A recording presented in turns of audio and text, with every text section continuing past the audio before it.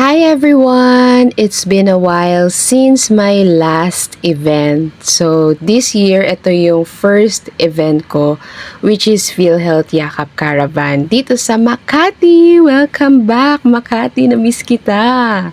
So nandito kami sa Ayala.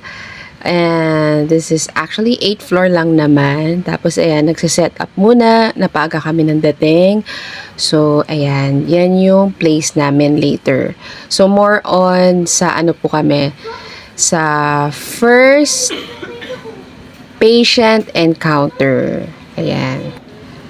Kaya just stay tuned, panoorin nyo lang all about PhilHealth Yakap.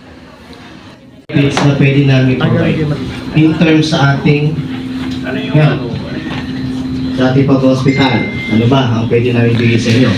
So before I start, especially for the virtual, kung meron po kayong mga concern o kailangan nyo pa ng more clarification about along the course of our presentation, pwede po i-chat down na lang muna natin, and then magkakaroon naman tayo ng open forum. So doon na lang natin i-clarify o i-discuss yung mga question natin. Okay? Sige. And then, in behalf of so ngayon po, i-discuss natin about kay PhilHealth. Ano ba mga benepisyo na pwedeng ibigay namin sa inyo? But for now, I will just give you a short brief about the UHC, RA 11223. Okay, next. So, National Health Insurance Program. So, agency, of course, PhilHealth, yan kami.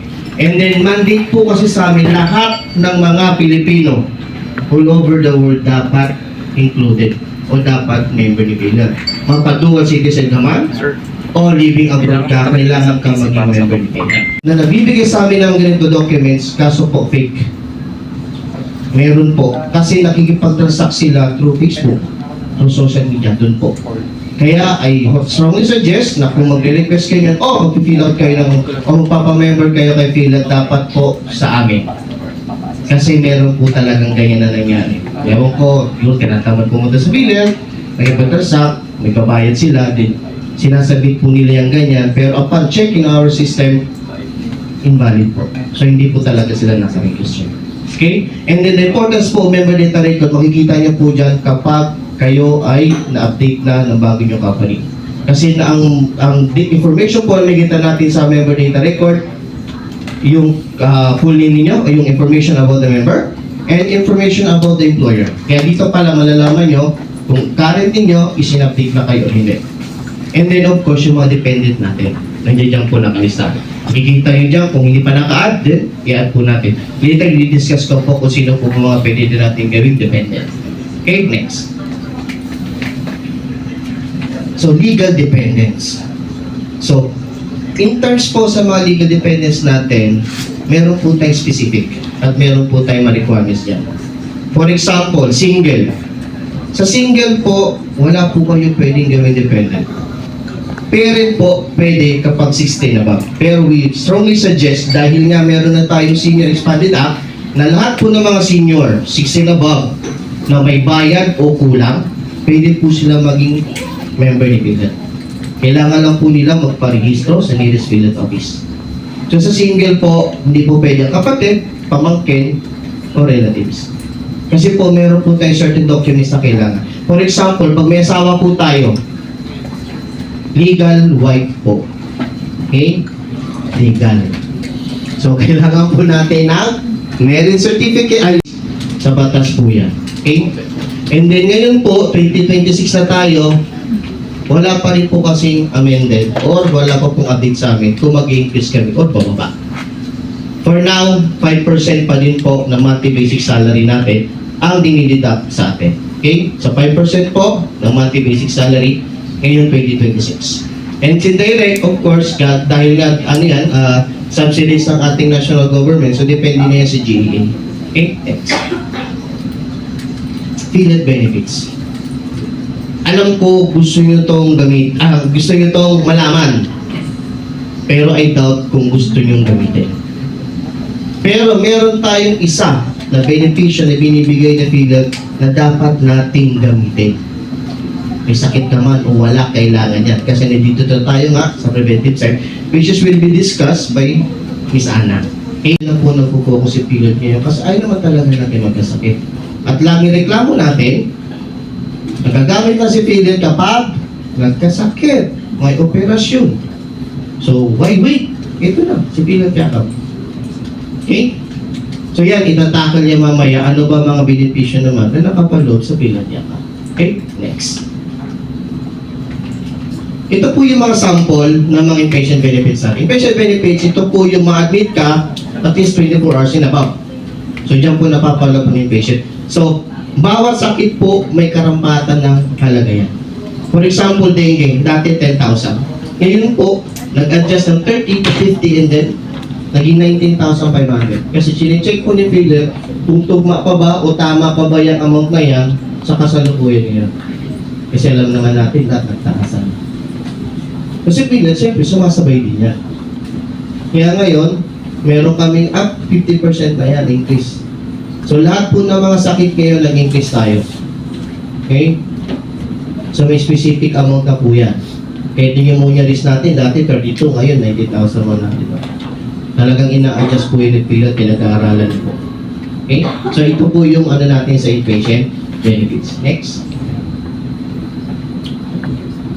Ito naman po yung mga inpatient benefits natin in terms ng mga surgery. So kung papansinin niyo po, yung cesarean natin, dating 19, ngayon 37 na po. Appendectomy, 24, ngayon 46 na. So yung amount po, ang i-deduct natin sa total bill. Okay? Hindi nyo lang talaga mapapansin yan.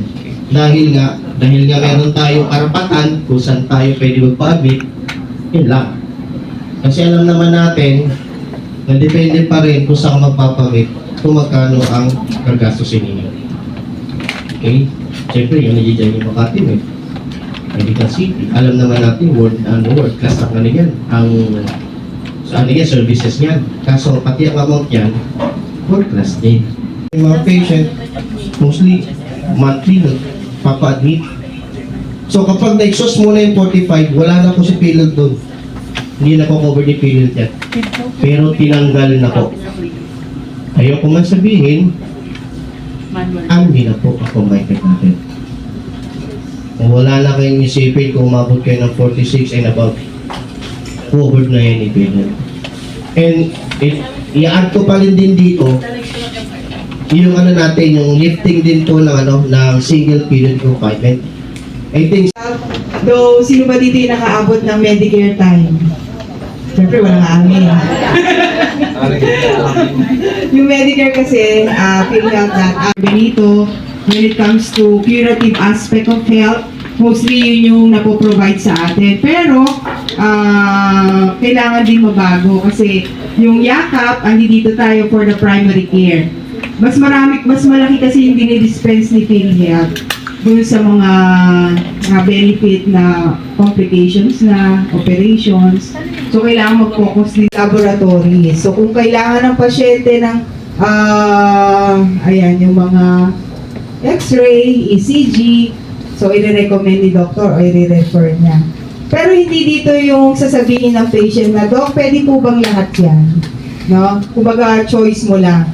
Hindi pwede yun. So, kung ano lang yung need ng patient, no? Na i-recommend ni doctor. Okay? So, kailangan ng 21 medicines. So, in the event din na ang patient niresitahan ni doctor o yakap doctor, dapat si yakap doctor. Kung ang tanong nyo, paano yung may private doctor ako and then nakita ko meron naman siyang niresetang ganyan, pwede ko bang ma-avail? Ha? Ang gagawin kasi si doctor ng yakap ang magre-reseta. Para si Yakap Clinic mismo ang magbibigay po sa inyo. Yun po ang rules natin sa 21 medicines.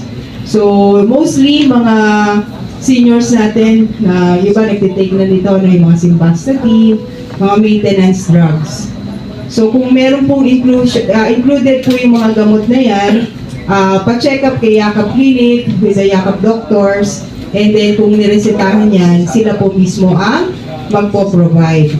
Kung wala po dyan yung reseta ni doktor, let's say, wala naman dyan, so, hindi mandatory na ibigay sa inyo o i-provide ng Yakap Clinic. So, sa labas nyo na lang po bibili. Okay? Resetahan siya ni Yakap Doktor at kasama naman sa listahan yung gamot na yon na maa-avail sa pharmacy na accredited namin, pwede po niyang i-claim kahit saan po na accredited na pharmacy. Okay? Pero ang reseta, kailangan manggagaling sa Yakap Doktor kung saan ka assign. So, halimbawa, kay Healthway Greenbelt, kung meron na, Healthway, ano ba ito, sa Estancia, we also have sa Manila. Yung kung dun ka dun yung mismong reseta. Okay. So, after ng lecture namin about PhilHealth Yakap, yan, nag-retouch na ako, di ba? Mahilig talaga akong masyadong kikay, o di ba? Kahit saan pumunta. Pero nagkaroon naman ako ng patience kanina, tapos nagkaroon ng, ayan, ng konting break. So, ayan, nag-powder kineme. O, di ba? Sobrang curious sa sarili kung okay pa bang itsura ko, di ba? So, ayan. Actually, hindi naman ganun karami yung patients namin, pero more on discussion, lecture, or explanation.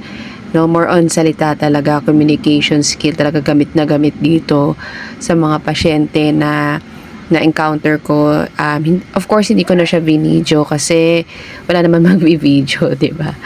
Tsaka, bawal yun. So, privacy kasi yun ng mga patient.